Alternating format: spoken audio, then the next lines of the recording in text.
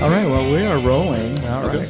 Thanks for being on the podcast, guys. Hey, glad to be here, Adrian. Happy to be here. I'm sure that you guys have seen here from the title that you clicked on. We have the world-famous artist Shag, and then his friend Brandon, who is the owner of the Shag House. So thank you for inviting me to come out and see the Shag House.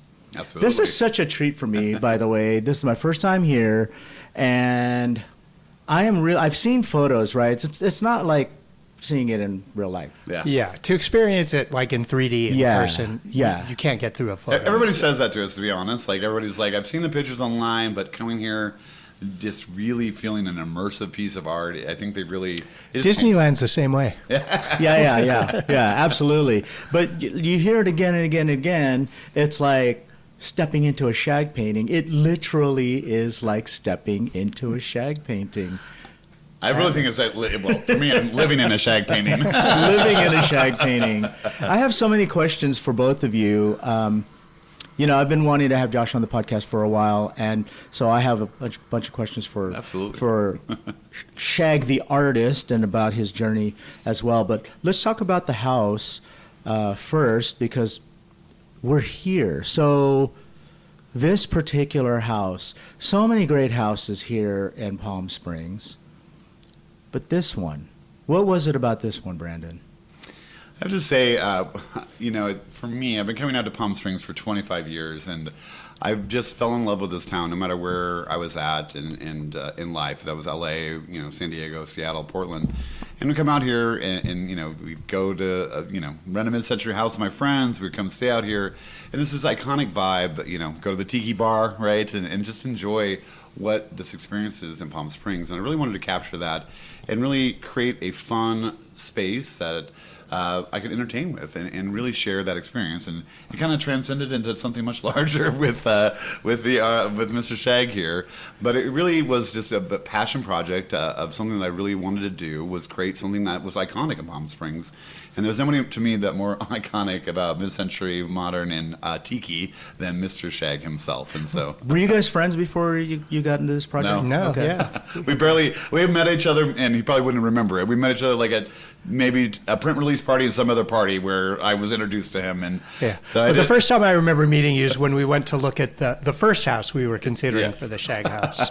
Oh, okay. So tell me about that one. Why didn't that one make the cut? COVID. Yeah. Okay. We were putting an offer on it, and then the world shut down, and we thought the world was ending, we didn't go. I thought I would save that. myself a lot of money by not going into it right then. Yeah. In hindsight, the market was going to tank. Yeah, the Palm Springs real estate market almost doubled after the pandemic. Oh, really? Yeah. Okay. And we bought in the peak of that. In May of 2021 is when I purchased the house. Yeah, you know how it works. Buy high, sell low. Yeah, exactly. It does. So, I mean, it really, started off, as this project with him of giving him this blank canvas to do whatever you wanted to do with the house, and really rescue of mid-century in Alexander. I love the neighborhood we're in. It's called Little Beverly Hills. And, it's just a slice of Palm Springs in the history here. And this was... when we started, this wasn't the most fashionable neighborhood in Palm Springs, but in the 4 years we started the project and concluded it, the whole neighborhood has turned around. Everybody has stepped their game up. Okay. On this street alone. Is that because of this house? Yes. Did people feel like, oh, I'm living by the Shag House. This neighborhood is happening. There's that cool Shag House down the street. I want my house to look cool as people drive by on their way to the Shag House. So on this street alone, 4 or 5 people have redone their homes? Oh, yeah. Yeah. I mean, this street itself is like, there's 8 homes on it, and I want to say 6 of the 8 have been redone, and they're all really look, they look great, right? And I think in the neighborhood is very supportive of the house. They're supportive of what we do here, of his art, and that we're a piece of history now, I think, in this town, which makes me happy. You're certainly a Palm Springs institution now, right? I mean...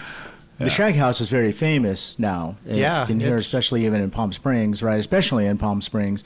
But people know of the Shag House. I've been wanting to come out here for quite a while. I've never been fortunate enough to be part of any of the events that have been hosted here in the past, but I think I got something better happening today because I get like a private tour from you guys, right? How cool is that? I love it. And one of my biggest things when we decided to do this project is I wanted an iconic set of front doors. Because there are a few houses in Palm Springs that are famous for their front doors. Yes. Famous pink door, famous yellow door. Yeah. Nobody had a famous lime green door. Is that where the green came in? Yeah. You know, it's funny because I've seen all these photos, right, of different events here. And yes, I've seen the front doors before, but I knew which house the Shag House was when I pulled up. Yeah. Right. Like, I knew exactly which one it was. So Nobody really gets it wrong when they're heading down our street. Yeah. now, how different was the house before you guys got your hands on it? It was completely different. Yeah. So it had undergone a few renovations and a few redos. And when we found the house, it was sort of I want to say like a New Mexico Pueblo style. Yeah. So it had terracotta flooring. They had those kind of peeled round beams that you see in that architecture. Wow. And a lot of the walls were like kind of a brownish burgundy and Wow. It was the antithesis of mid-century. yeah, it had probably been like the height of style in like 1989 or whenever it had been redone. Yeah, probably. But because they had messed with it so much, we felt like we could do whatever we wanted, and we weren't stepping on a historical structure. Yeah, that's a big deal, because then you feel like, am I ruining the integrity of this house? But if it's gone through so many facelifts, it's like, you know what? We can do whatever Well, we I want. think we restored it back to more of the natural. Yeah, it would have originally been was a Alexander. mid-century house. Yeah. We made it a little more grand. We enlarged the house, Yeah. made it a little more theatrical. You know, I've been fortunate enough to see a lot of the mid-century homes here in Palm Springs and the surrounding cities. And what people have done with these smaller spaces and made them larger and more livable in the current time frame, yet keeping and maintaining that mid-century aesthetic has been really nice to see. Because, like, for example, we're sitting in the former carport. Yes. Correct. Yeah. And now it's At a the bar tiki and now game it's a room. bar, right? And this is our tiki table in here. And I wouldn't have known that if you didn't tell me that. Yeah. You know, it's just done so well, right? So, yeah, I love it. Yeah, I mean, we really wanted to make the house feel bigger because these are Alexanders are traditionally, a 1,200 square foot, 3-bedroom, 2-bath. They're a small house, and one of the ways that was so ingenious of what Josh designed, the Shag designed here, was really this.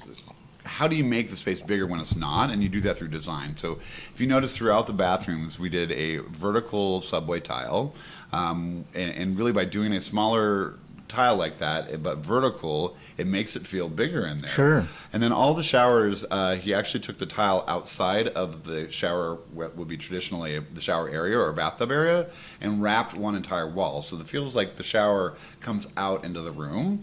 And then we also, if you didn't notice, but there's no baseboards or casing throughout the entire house. Oh, I didn't notice that. That was also intentional to Okay. really give it a bigger feel and look. Okay. And then the big 36 by 36 Tarasian style tiles, they're ceramic Italian tiles, but they're meant to look like a Tarasian floor. I That thought it really- was terrazzo. Yeah. Yeah, I thought it was. But it really, those type of details that he put into the design to really give it this bigger feel in the space. And you feel that way. All the bedrooms have king beds, which these are small bedrooms. Yeah. And to fit a king size bed in every one of them. okay. I was not convinced, but we did it. Yeah. Well, you can rent the house and stay here. Yes. And we needed king beds because couples are going to be sleeping in those beds. Yeah. So, is this the first time you designed a house? Aside from my own houses, which I've Okay. kind of done the the of design course, and of course. not as extensive as this because we added rooms. We took the entire house down to the studs, complete redoing the hardscaping and landscaping outside. But I've designed hardscaping and landscaping for my own houses Sure. and the interiors and things like that. Sure. No, it was amazing to watch him design the house and really, not to steal your thunder, but like in every room he would either create, a mood board, a rendering, a piece of art to represent the area. And that was the fun part. It was like, I learned quickly, maybe not too quickly, that what he drew is what he meant to draw, right? And that's what he really wanted to see. But one of the most challenging parts of this construction was the round rooftop bar that's outside by the bar area, our outside bar area. And what makes it interesting there is that when he drew the rendering for that space, he drew it with only 3 supports. It's a round roof. Looking at it, you would think there was going to be a 4th one behind there. Oh. I don't know if it's just like visually you didn't draw it. Is that what it was? I'm not sure. So only half of the roof is supported. The other half is floating. They're at a diagonal is the way he drew it. Did you guys never talk about this? Are you asking him now? No, we've talked about it before. I keep on questioning if he really did that on purpose or not. 'Cause I'm like, why would you not have put a fourth one in? But it doesn't make sense. I do see that. Plus, there's a 5-degree pitch on the roof for the rainwater. Well, nobody wanted to build that damn thing because it was kind of complicated. And after the third contractor told me no, I went back to Josh and I said, hey, we're having a hard time finding somebody to build this. Can you do a square roof, a thatched roof? I don't care, not round roof. And he said, nope, you guys posted the rendering on Instagram, so we're going to have to do it. Yeah. It's funny because, see, you have the mind of someone that is practical. He has the mind of an artist. Yeah. So you're both looking at it and you're thinking, there's something missing. He's like, no, that's exactly how I want it. That's how I want it. But when I did sit down, I tried to make sure that what I rendered was something that could actually be done in real life. Sure. So even, down to the furniture and stuff, if I was rendering furniture in one of the rooms, I made sure that furniture was available, that was... Okay. Could physically, and fit there too. So that leads me to a question, and I'm sorry to interrupt you, Brennan. No, you're fine. That leads me to a question of, did you design something that just couldn't be done? That someone looked at and said, we're going to have to change this because we can't do that? No. I mean, I designed things, and Brandon and JP, who was the manager of the entire project, said, this is really complicated. We can't do this. This bar in the room we're looking at right here is a good example. Okay. It's flared out on the side. It's upholstered on the front in lime green and orange. And they said, how are we going to do this? And it's floating on 3 legs, Yeah. And I said, I know it can be done. I've seen things like this. Well, you know what they say, anything can be done if you throw money at it. Well, right? that Time was and money. That was the problem. I'd show them these right. renderings, and they'd say, "This is beautiful, but way beyond our budget." Right. 2 days later, they'd call me back and say, "We're going to do it." Yeah. So consequently, the budget tripled. It did. Yeah. Well, in that bar, actually, that we have here in the lounge, in the carport area, that was the last piece. We literally struggled to find anybody. And beautiful enough, in my neighborhood, we found out, through 4 doors down, Born and Built is the name of the company. Didn't realize that's what he did. He builds cabinetry. And my neighbor built interesting. that bar. Yeah. Okay. Yeah, it was just great. It's such a always great nice custom to, piece. yeah. And that's my favorite custom piece of furniture in the house. And it is looks the bar. exactly the way I drew it, which is... So speaking of the furniture, how much of this furniture was brought in specifically for the house, and how much of it did you already have? None of it we before? already had. Oh, okay. So it's all everything specifically was for the house. A lot of it was designed and built specifically for the house. So in the living room, there's that sort of sofa unit, that corner unit. Yeah. I designed that specifically for that space. There's a company that makes those, but they're a lot smaller. And I said, we need a really big one, and we need thicker cushions, and we need these dimensions. So that's not vintage. No, it's custom. That's custom great. built. That's awesome.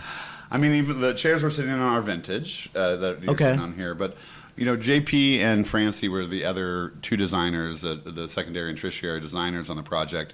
And so Josh would draw all these things out, have a great idea what he wanted, and then their job was to figure out, okay, is that vintage? Is that brand new? Are we refurbishing something? They would come up with options, bring it to Josh. He would decide on something.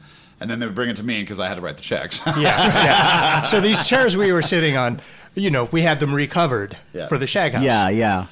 Because I don't think I've ever seen this style with It's like an a covering alligator. like this. Yeah. It's always been like just a plastic. Yeah. And then when the original upholstery on these chairs had the fake wood grain vinyl on the back. Okay. And I said, we got to go with that again. We got to do fake wood grain vinyl. Because people actually think it's wood on the back of it and it's vinyl. Yeah. Okay. Wow.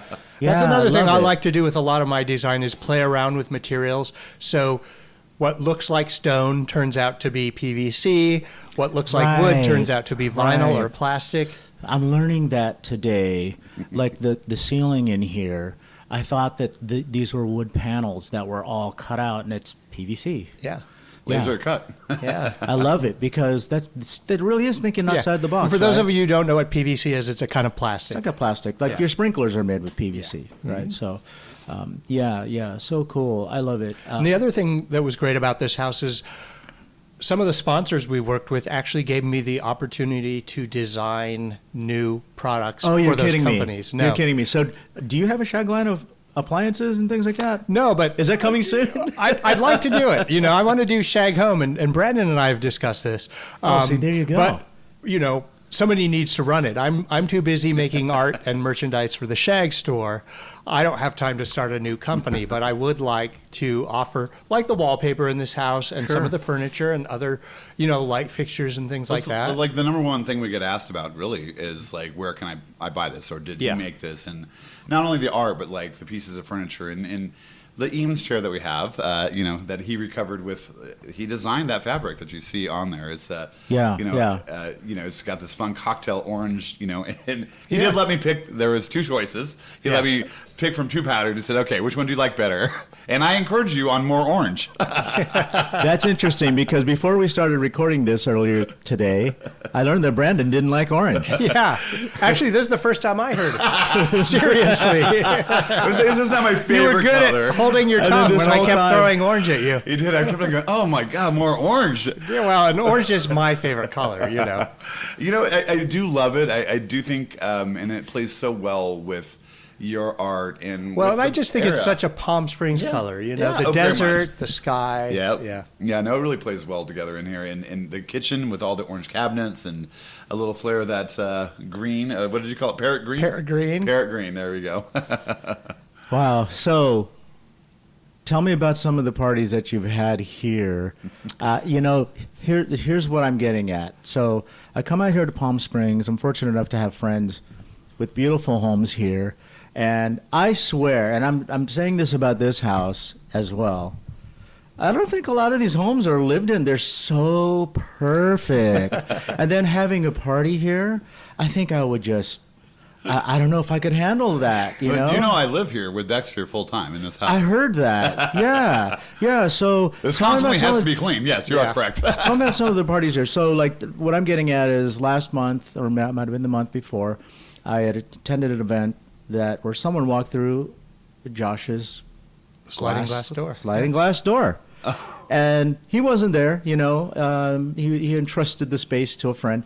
But, this was unintentional, right? And it wasn't a wild part or anything. The door was just really clean. But here's the thing, like, his place is perfect. And stuff like that happens, right? So I think I would lose my... I'm knock on wood. The only thing that's happened, and this recently happened for the first time, somebody actually fell in the pool at a party, which has never happened. It happens in Palm Springs, though. Yeah. But I mean, out of all the people we've had, and I think since we've launched the house, we launched the house for Modernism Week in February of 2024. So it's only been 2 years and a month that we've been doing parties and events and tours of the house, and we've had some good ones, that's for sure. Yeah. But it really was only till a few months ago that somebody actually fell in the pool. That was always my biggest fear.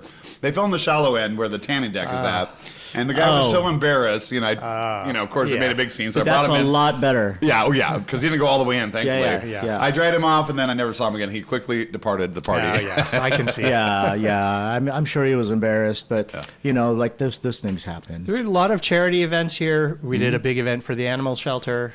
Palm Springs has a really great no-kill animal shelter. Mm-hmm. Oh, I love it. We've done events for design groups. Corporations will have retreats here. One of my favorite little tiny parties was John Travolta's 72nd birthday. Oh, nice. Yes. Oh, nice. It wasn't really intended to be his birthday party. No. He was coming out here to see me, and Brandon found out it was his birthday. So Brandon surprised him with a birthday cake, and we sang "Happy Birthday." And how cool was that? He stayed till 3 a.m. Drinking cocktails. This is one of the things about. This is an inside scoop here, by the way. Yeah. He hasn't shared that with a lot of people, but this is one of the things about being Shag. He's probably got a lot of celebrity stories, right? Right? Yeah. So I think that's the most famous person we've had in the house, and I have to say that it didn't feel like it. He's just such a great guy, and was so down to earth. And we just, it just felt like we were hanging out with a good friend, honestly. I've heard he's really cool. Yeah. So, yeah. But, we've had some, like you said, a lot of great parties. The 3 fundraisers we did last month, obviously that's a peak for us during Modernism Week, but we raised over $160,000 for those 3 organizations, which is just amazing. So I love that we can use the house for good things as well. But, we really create experiences here that are unique for whoever's here. If that's a private tour that we do, if that is a birthday party, we just had an engagement where this guy wanted to surprise his girlfriend and propose to her. We did a whole thing for them, and it was just, I love creating experiences in this super happy environment that really is, it's like kind of walking in his brain, it's like, it really is like, how he thinks, and we live in that world here. And I really just feel like it's my duty and responsibility of owning this house as being like the steward for his art. This is a living piece of art, and it has to be shared. Like, that's to me is the bottom line. I couldn't own this and not share this house. So I have a question about the difference between this house and the house he lives in. So, again, I've been fortunate enough to... You've been to both, right? Yeah. So I've been to Josh's house a few times, and I love it. And he's one of the people that I'm mentioning when I say I'm fortunate enough to have friends here with beautiful, perfect homes. And it has a completely different personality from this, but it's still a very much Shag designed space, right? So how outside of the box did you have to go because it's so different? Is this something that you thought, I really want to try something that I've not tried before? Well, no, did a lot of influence come from? I've painted from so much mid-century architecture in my work already. Yeah. That and my other house in Orange County is a mid-century modern as well. Okay. So, I was familiar with the style. I knew things in that style I liked. I knew things I didn't like. I knew things that bothered me sometimes that people did. I didn't want to do those things. So I felt pretty comfortable in what style this house was going to end up in. Yeah, and there's different styles of mid-century modern. You've got the modern primitive thing happening in your space here in Palm Springs, which I really love the combination of. And if it's done well, I think, it's like milk and cookies. Yeah. I think a lot of people go to your house here when it's been on tour, and they expect it to be like this. Yeah, right? exactly. They do. And people think my house is going to look like this. Yeah, really, right. I mean, this house is a lot brighter, a lot more in your face. And at the Royal Hawaiian Estates, it's a little more pulled back, Yeah. It's Well, but it's you. Yeah. That's what I love is that space is you, like how you personally, like this is the persona of your work, right? Yeah. Which I think is totally different. Right. People, Yeah. right? I designed the place at the Royal Hawaiian Estates to be kind of like my retreat, my getaway. Mm-hmm. Yeah. When I'm in Palm Springs. And this is a painting. And this is like my public face. Like a painting is a public face. Okay. Yeah. So I love that. That's a great answer. Yeah. I love that too. So speaking of his mind as an artist, I want to get into a little bit of his art and his background and stuff, if you don't mind. Yeah. But I don't want you to go anywhere, Brandon, because I have questions that I'm going to ask you guys, both of you guys, that I think will be fun to hear your answers. But just to dig a little bit this is going to be for our listeners who want to know. They've been bugging me. When are you going to get Shag on the show? When are you going to? And I'm like, I'll get him on eventually. And then then most of the time I just forget to ask. I see him at events and we just say hello, and I forget to ask. And then when I remember and he says, oh yeah, just shoot me an email, I forget to send the email. So let's start with your origin story. Tell me about, and I reached out to my Patreons to get some of these questions, so there's some fun ones in here. Tell me about how you got started, when you got started, and all that stuff. Well, I've been painting and drawing my entire life, and my grandfather was a commercial artist. Oh, okay. So I had an example of somebody who could make a living as an artist. And even as a little kid, that's what I thought I was going to be, an artist. I changed my mind when I went to college and thought I was going to be an accountant. So I was an accountant. Okay. I was an accounting major for a couple of years, but then ultimately I saw the light and switched back to fine art. That's such a different one is analytical and I didn't know that until today. Wow. Yeah. I could not see you as an accountant. My dad's an accountant. My twin brother is an accountant. And my nephew's an accountant. So there are a lot of accountants in my family. That's interesting. Yeah. And I spent the first 8 years of my life in Waikiki. Well, in Kahala, actually, just east of Waikiki. So my childhood was in that late 60s, early 70s Polynesian pop explosion, Yeah. So the buildings, the graphics, the signage was that thing, and that must. And it have, never left your head. It never was left my head. always It in must there. have. When we moved back to the mainland, I kind of didn't think about it for a while, and then when I was probably 20 years old, I was at Disneyland, and there used to be that. It was called Tiki's Tropical Imports right outside the Jungle Cruise. The Jungle Cruise, yeah. They would sell, barrels of rubber snakes. They'd sell ceramic skulls, and they also sold these little ceramic tiki necklaces. And I bought one of those because it reminded me of my childhood. And that was the first piece in my tiki collection. Oh. So after that, and this is early 80s, I started collecting tiki. Or I became, my interest in tiki was reawakened from my childhood. I love that. I love that. Okay. So is there something that you've created that you've gotten attached to over the years as an artist? I mean, is it sometimes like you dig deep and you come up with something and you think, yeah, I got it. Then you're real proud of what you made. And then is it hard to let go of some of this stuff? No, I've never had a problem letting go of the art I create. I So- always think once it's done, I'm not thinking about it anymore. Oh. Can go out the door.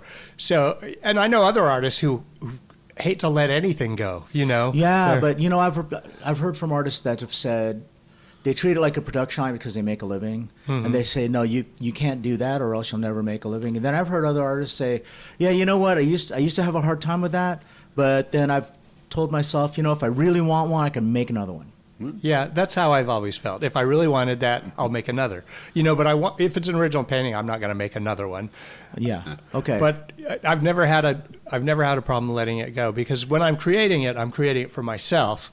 Like, this is something I think is really cool, and once I'm finished, I feel like it's for everyone else. It should go out there into the world so they can see it. I love that. But now, can we just, I want to ask, because we kind of brought this up and then maybe a segue to that.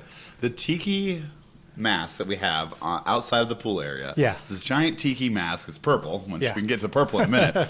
But you created that, actually, and it hung outside of... Yeah, that's a perfect example. That is a tiki I created to go on the outside of the very first house I ever bought, which is 1998 in Old Town Orange. There's a stone fireplace on the front of the house, and I made this big black tiki mask, made it myself, painted it to hang on the outside of the house. And I lived in that house 4 years, and that tiki mask was a little too much of a calling card. People would say, they'd knock on the door and say, I heard Shag lives here. Really? Yeah. So my next that's house, interesting. It went on the inside. There, you open the front doors, and there was a big stone wall, and the mask was hanging on the inside. And it stayed in that house for about probably 16 years. And then when I was designing the Shag House, I said, I want that to go in the Shag House. So do people think Shag live here too? Oh, absolutely. Yeah, everybody thinks I live here. I have to start every time I open up the green gates to my house. I have to say, my name is Brandon. I am not the artist Shag. I lived here, and I just wrote a lot of checks. Have they called you Shag? I've gotten presents. I mean, I've given most of them to them. Let's have some good chocolates. People give out tours. Yeah, a lot of people think I live here. In Yeah. the same way people think that when they walk into the Shag store, I'm going to be working behind the counter. Right. What's funny is a good friend of mine, I told him that I was coming out here today because I was kind of racking my brain for some creative questions to ask you guys. And he said, wait. Shag doesn't live there, and they call it the Shag House? And I said, Sinatra doesn't live in the Sinatra house. Yeah. So, yeah. And then they were like, oh, yeah, you're right, yeah. I mean, I think that is the most confusing thing, I think, for some people. Is like they do think that he owned the house at some point. I bought it from him. Yeah. Right? But that's why I always love to be able to tell our story in our tours or parties or events, is we got to tell the origin of the house and how this came together, and, why we did what we did, right? And it really, again, I think it shows to his ability as an artist to take it to the next level, and really that creativity of bringing a painting to life. And that's what we created and what he created. Yeah, I love it. Now, this is a good way to stay creative because you're not painting. Right. You're doing something that's completely different. As an artist, do you get writer's block? And how do you stay creative? Generally not. In 2004, I had about a year where I was struggling, thinking about what I was going to do next. Is that the dark period? Yeah. Dark period came after that. Yeah. But that was what. I remember the dark period. Yeah, I thought, like, that was 2009, 2010, Okay. 2011. Your art meeting? Yeah. I remember going to a gallery and seeing it, and I was like thinking, wow, this is really different. I mean, it was still Shag, but the color palette was Dark. just dark. Yeah. Yeah. But in 2010, I fell through a big plate glass window in my house and almost died. Yeah. And when I came out of the hospital, it was like it reset my brain, and I didn't want to be dark anymore. I just wanted to be happy. And not only that, That's awesome. The ideas started coming fast and furious to the point now where I have a big list of things I still want to paint. You know, a big list of artistic things I still want to explore. Oh, that's great. Yeah. Not only that you short of ideas, you have a plethora of Yeah, ideas I you have can't get too to. many ideas and So not what enough this time. means is we're going to start seeing like a bunch of cool, or we're always seeing a bunch of cool stuff. So that excites me. Okay, so now I want to go through some of these questions that I got from our patrons. Some of these are really fun, and some of these are just for you, Josh, and some of them are for both of you. So we're going to start with, let's see. If you weren't making art for a living, what do you think you'd be doing? We got accountant, right? Yeah. Is that still the answer? Yeah, unfortunately, I'd probably be an accountant. Okay. Well, I think I'd make a pretty good writer. I can, A writer, I was a pretty good writer in school. I've thought, like, what if I had been a writer, Yeah. Which is another... What would you be writing if you were a writer? Nonfiction, horror, romance, probably children's books. Probably fiction. Yeah. Fiction. Okay. Adult fiction. Adult fiction. Okay. All right. What was your first job? My very first job when I was 12 years old was feeding punch cards into a computer. So my dad managed a medical center, and they just bought a computer. This computer was about the size of a large desk, and it ran on punch cards. So I had to feed punch cards into the computer. Wow. Yeah. See, you're learning something too, right, Brandon? Yeah, no, it's great. I learned so much. And then I remember I got paid $1 an hour. $1 an hour. Wow. Okay. We won't ask what year that was, but I remember when I first started working, minimum wage was $3 an hour. So it was a long time. I had a paper route. That was my first job at 11 years old. 11 years old. Were you getting $1 an hour? Pretty much. Maybe less, a nickel. But you got to ride your bike. So that's cool. Throw papers at people and dogs. And All right, so the next set of questions is going to be for both of you. Okay. So I want to hear some fun stuff here. How do you like your pizza? These are from my Patreons. Okay. By the way. I like a Supreme, so that one that has everything on it, pepperoni and sausage and green peppers and onions. All right. that is my go-to as well, by the way. I didn't know that. See? New York style, deep dish? Yeah, I prefer New York style. I'm a little more thinner crust person. Thin crust. Okay. And how do you like your pizza, bro? No, I was saying, Same thing. Supreme. Okay. I didn't know that, but Okay. this is my go-to. Pineapple? Yeah, I'll take pineapple. I'll take a Hawaiian pizza. I like it. Okay, I love it. All right, so sometimes people fight me on that. People are appalled by that, but I'm like, it's delicious. Try it. Yeah, I mean, Dexter hates pineapple on pizza. I'm like, what are you talking about? I love it. I love it. Where's Dexter? Dexter. Okay, what is your death row meal? Oh, mine would probably be the Steak Diane from Melvin's. And Melvin's is a historic restaurant here in Palm Springs. Yeah. Steak Diane is their signature dish. They prepare tableside. it tableside. They set it on fire. I love it. That's amazing. I don't think I can top that. Yeah. Okay, so no answer, Brendan? No, like double. The other thing is they'd they'd have to take me out of prison and take me to Melvin's to have it because. Yeah. Well, Chris, what would you be in prison on death row for? Seriously. Murder, I think, is the only thing you get on death row. So, who am I going to kill? I get a lot of grief for. I won't answer that for you. I get a lot of grief for loving Sizzler.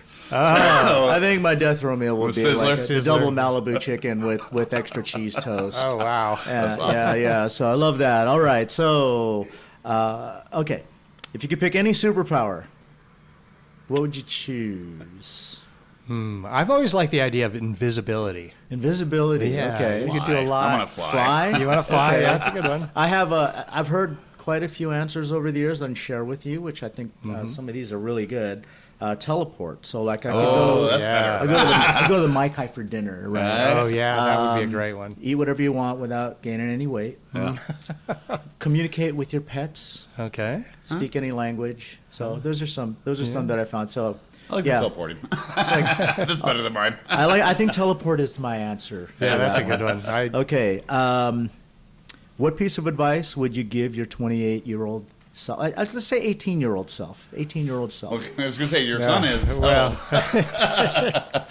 I mean, if I could see the future, I'd say buy Apple stock. There you go. But if I couldn't see the future, I would say don't waste your time on other things besides art. You're going to be a successful artist. Okay. That's awesome. Yeah. I think just, be kind in this world, and like I think kindness goes so much further. And it's such a challenging time for any child, I think, growing up in this era. And I think back to my childhood, right? And the things that kids are dealing with now compared to what we dealt with then. Where'd you grow up? I grew up in Montana, in Eastern Oregon. Wow. So small towns, yeah. Rural, very rural. Yeah. And I think it's just important, I think, to remember that kindness goes so much longer in this world. I love it.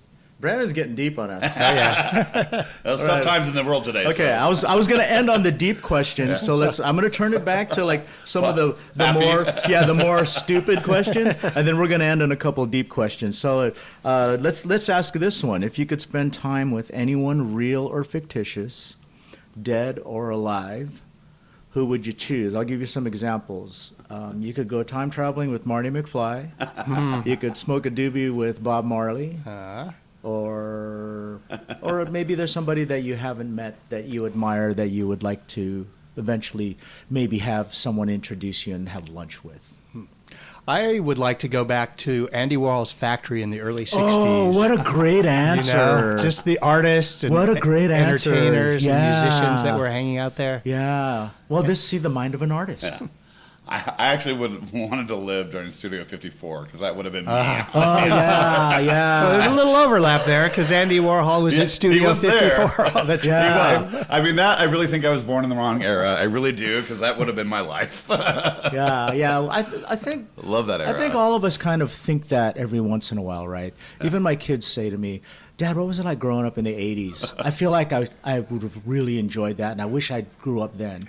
And then I think to myself, I wish I grew up in the 60s. Right? Yeah. I think it's always grass is greener, right? Well, yeah, and there's sort of when you look back on it, you don't think about all the bad parts. Exactly. You know? Yeah. I just think anybody says, I wish I grew up in the 90s, though. Do they? Or yeah, they do. Do they? The 90s is undergoing a huge nostalgia boom It is right now, right? That was 30 years ago. Don't So you believe that? Yeah, Gen Z looks back at the 90s as this like magical time before they were born, and everything was beautiful back then. And I was in the car. No, it wasn't. Yeah, right.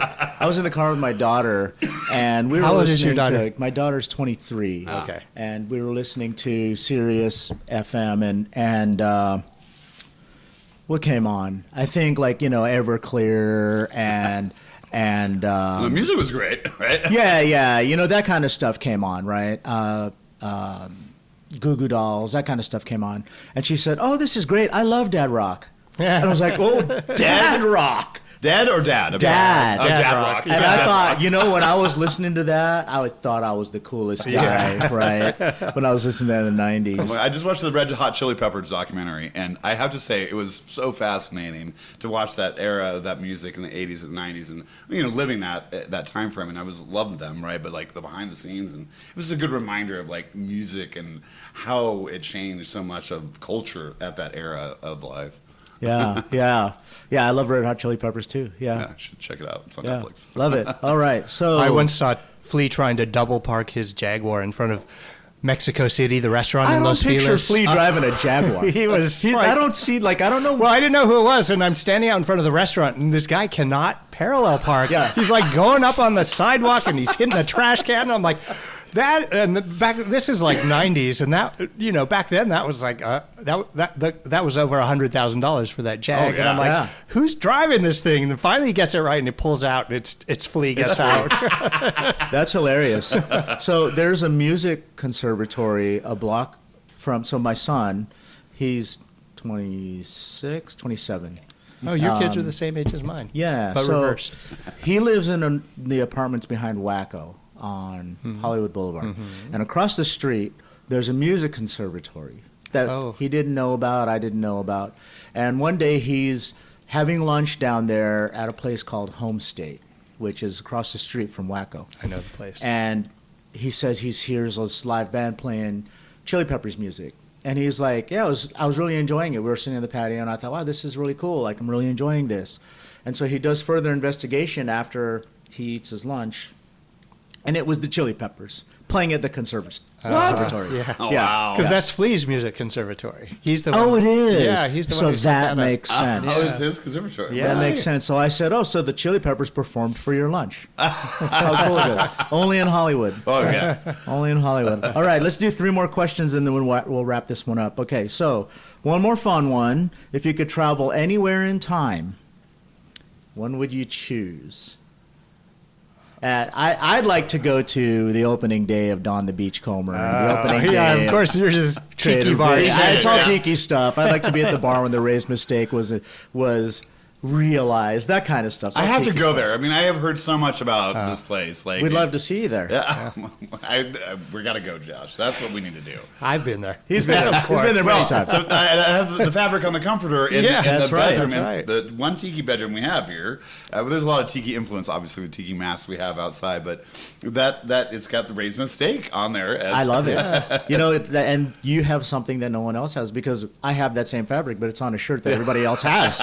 And you have it on a comforter and you have it on pillows. I do. I saw the pillows and I was like, oh my God. What's the story behind that, Josh? Real quick. Well, when it came time to design the bedding for that room, I was like, well, I have all this extra Hawaiian shirt fabric.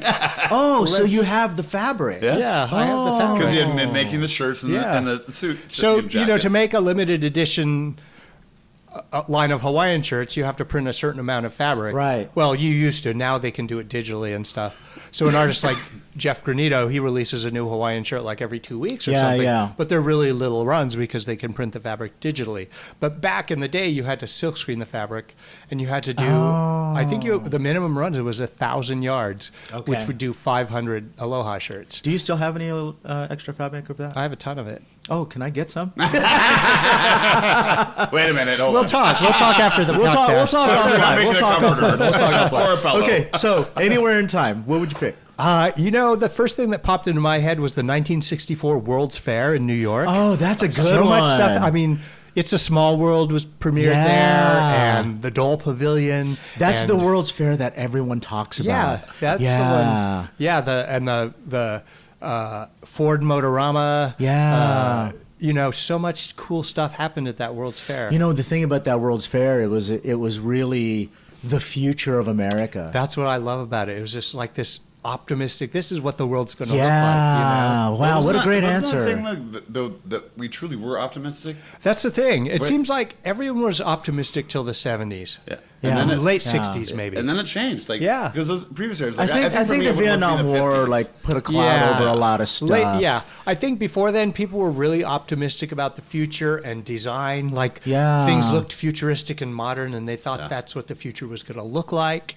And then by the late 60s, people were kind of like, social things were changing, the Vietnam War, hippies, Manson killings. And people lost their optimism and enthusiasm for making the future futuristic. And suddenly... Well, there was the government either. I think that was part of it. People lost faith in the government because of Richard Nixon and the Watergate thing, and so the '60s weren't the greatest, right? but we all think the grass is greener, right? So we all think back. People, right? Yeah. I would think I wouldn't want to ever go back to the '90s. Well, you know what? I mean, going back to Andy Warhol, you know what he said? He said a decade doesn't start until it's 5 years in. So if you look at the early 60s, it looks a lot more like the 50s. And then after 65, it completely changes. And that looks there until about 75. And then in 75, things change and they look what we think of as 70s, Brady Bunch. And, Well, even with your art, you have a mid-century vibe to it, but there's also this 70s shag, right? Like that. Yeah. There's a combo well, of like. I always say my art is not set in the 60s or the 50s. Yeah. It's set in the past and the present and the future. There you go. So yeah, that's a great description. I love the past. Because past, you present, say and future. like, what if you walked into a mid-century house in 2030, right? And this is what we created with the new technology, and then you have all the bells and whistles, but it's still the vibe of the 50s and 60s, right? But I love that influence that you have because it's such a great way to explain your art because it isn't tied in one piece. It is a combination of 3 decades in the future, right? 50s, 60s, 70s in the future. Yeah. Love it. Okay, what about you, Brendan? Anywhere in time? Go back to the Great Gatsby days. I mean, that's kind of like. Again, I love the optimism of that time, and it was fun though. I think they were getting a little bit into, being broken out in socialism and all that things that was happening. But I don't know. It's funny because I was thinking as you guys were saying that, I'm like, would I want to go back to even like the '80s when I lived it? Right? Would I go back in time today as that person? Right? And what I've learned. All right, 2 more questions, and then we're gonna have lunch. I know. I'm excited. All right. Okay, so. Let's do what inspires you. Who or what inspires you? For me, I mean, I get my inspiration from everywhere. So it can be a party I go to. I could be in a thrift store and see a really cool old phone or something. It could be something I read that isn't visual at all, but it puts a thought in my head. And I get a lot of great ideas when I'm surfing or stand-up paddling, which I do almost every day when I'm back at Seal Beach. I'm out there. Sometimes it's just me, and I'm just letting my mind go free, and then a great idea will pop into my head, completely unrelated to the ocean or the water or anything. But that's kind of my recharge time, and that's kind of a great idea just pops into my head time. Yeah. I love that though. I mean, it's because you're an artist, right? So like, and I'm not an artist at all, right? I'm definitely not that side of my brain, and so. I guess for me, like, I get a lot of inspiration in probably from my adopted dad that lives out here. I'd say, like, he's been a guiding force for 25 years of my life. And, does he know that? Yeah. I bet he would love to hear that. He knows that. Okay, good. He's an amazing guy. And so we have a house together up here in Palm Springs. So I split my time between this house and that house. And he's 87, right? Okay. But the stories that man can tell, and, like, he can still... drink me under the table at this age. Don't you love that? Smokes a doobie, and I'm like, live your best life. Live your best life. To me, he's just one of the most inspirational people of really being zenful in life and living life to the fullest. And no matter what you do, he had various corporate jobs throughout his life, similar to me, but just really being able to be free and really just enjoy life, and that's what I strive to be, I guess. So he inspires me to do that. I love that. What great answers, both of you. All right, let's wrap up with what's on your bucket list. My bucket list, there are a few things in this world I haven't seen yet that I want to see. I want to see the pyramids in Egypt. Okay. I do too. That is on my list as well. I'm sorry. Yeah, you're right. I want to go to Easter Island. I do too. I haven't been to Easter Island.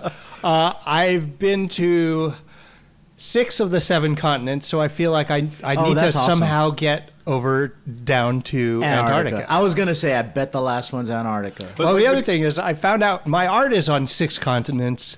Oh, how cool is that? I was talking to a guy in Antarctica who was a fan of my work. He was working at one of the stations down there, and he's like, let's make it happen. I can hang a piece of art in our, headquarters. But then he was transferred away from Antarctica, and so it didn't happen. Wow.